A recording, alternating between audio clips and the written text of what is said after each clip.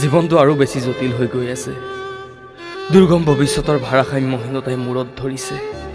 বন্ধ কোঠাত নিজকে আবদ্ধ কৰি আইনাৰ সন্মুখত বাৰে বাৰে প্ৰশ্নও কৰিব আৰম্ভ কৰিছোঁ। মই বাৰু মানসিকভাৱে ঠিকে আছোতো? কোনো পৰ্যায়ততো জীৱনে চিঞৰি উঠে, মোক বৰবাদ কৰাৰ অধিকাৰ ক'ত পালি? লগে লগে মোৰ আশাৰ স্তূপটো জাঙুৰ খাই উঠে, তোক সুসজ্জিত কৰাৰ ৰাস্তা ক'ত দিলি? ইটোৰ পিছত সিটো বাধা, কামৰ শেষত গৰিহণা, তাকে কলি কবি বন্ধ কৰ এই চব বাহানা। মই বাহানা মাৰিব নাজানো মহাশয়।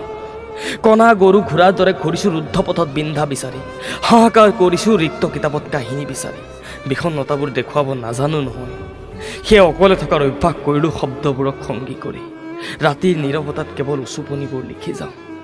যেতিয়া দিন বেয়া চলিব তেতিয়া সংগবোৰেও নিসংগ কৰি গুচি যাব।